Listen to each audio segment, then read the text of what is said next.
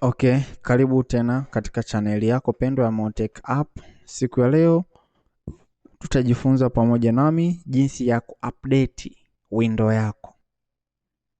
Cha kwanza, kabla hatujajifunza namna ya kuupdate window, tutajifunza nini maana ya kuupdate window na kuna umuhimu gani wa kuupdate window.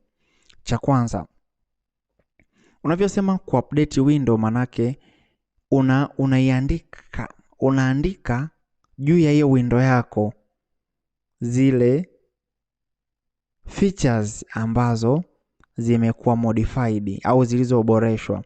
Na maanisha kama unatumia Windows 10, sasa unaiboresha hiyo Windows 10 iwe katika window ya wakati huu, kwa sababu kuna Windows 10, kwa mfano uliinstall Windows 10 ya 2019, lakini inawezekana kila mwezi wamiliki wa Windows ambao ni Microsoft chini ya CEO mkubwa sana Bill Gates wanafanya updation, na maanisha kuna maboresho wanayafanya.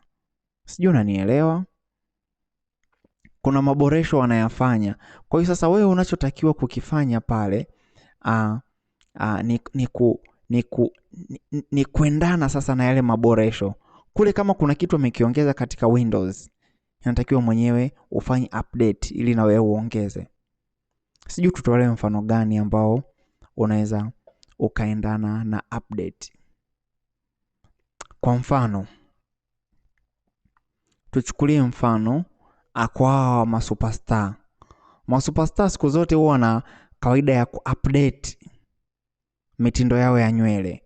Tukimchukulia mtu kama Diamond au mtu kama Chris Brown kwa Amerika, wana update, na maanisha kuna vitu wanaviongeza katika staili zao za nywele. Sasa ili kuendana na Chris Brown wa leo, inatakiwa uwe na picha sasa ya Chris Brown ya saizi. Zile nywele alizokuwa ameziweka mwezi wa kwanza mwaka huu ni tofauti na alizoziweka, ni tofauti na zile nywele alizonazo saizi.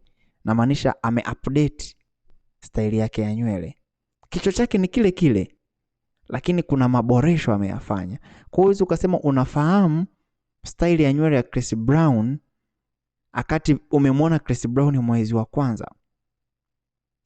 Ndivyo hivyo katika window, kwamba window ni ile ile, kichwa cha Chris Brown ni kile kile, lakini kuna maboresho, kuna vitu hawa wamiliki wa Windows wameviongeza.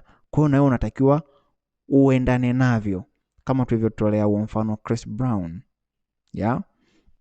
Nadhani umeelewa maana ya kusema tunavyosema window update. Sasa kwa nini tunafanya Windows update? Tunafanya Windows update, cha kwanza, ili kuboresha security features. Windows wanavyo update setting, wana update kuna kitu kifrani hivi kinaitwa threat protection, ni kama antivirus ya Windows. Sasa ile antivirus ya Windows, kwa nini wanaiupdate? Wanaiupdate kwa sababu kila siku virus zinaandikwa. Yaani kuna watu yani kazi zao ndio ipo hivyo. Yaani kuna washenzi wenyewe wanalala, wanaamka, wanaandika virus. Kwa hiyo Windows na wenyewe wanaendana na hao watu. Wakiandika virus wapya, na wenyewe wanatoa solution ambayo ni kwa njia ya antivirus. Kwa hiyo sasa wewe unatakiwa pia uwe updated, kwa sababu Windows wanaongeza hizo security features. Sio hivyo tu, Windows kutokana na muda jinsi unavyoenda, kutokana na hardware, na maanisha hizi kompyuta HP, Dell zinaboreshwa vitu vyao mbalimbali kama speaker, sijui motherboard, processor. Kwa hiyo wenyewe wanajaribu kuupdate driver, yani zile driver za sauti, driver za graphics wanaziupdate ili sasa ziendane na hardware za kompyuta. Kwa hiyo kuna vitu vingi katika kompyuta vinaongezwa muda wa kufanya update. Pia unavyofanya update inafuta yale mafaili ya zamani yaliyopo katika Windows, inaleta mafaili mapya. Kwa hiyo kusababishia Windows yako kuwa nyepesi, Windows yako kufanya kazi vizuri. Kwa hiyo kuna umuhimu mwingi wa kuupdate Windows. Sehemu yetu ya mwisho, namna gani tunaweza tuka-update Windows? Sasa katika search bar unatakiwa kuclick Windows update, Windows update setting. Hapa unaona download pending, natakiwa ni click download. update available, maana kuna update zipo tayari naambiwa. Kwa mimi na download. Or you can download to current data connection. Na click hapa. Sasa hapa umeona starting downloading. Hapa Windows ita-update. Baada ya ku-update ikishafika 100% itakuandikia you are up to date. Badala ya hapo utalistart kompyuta yako.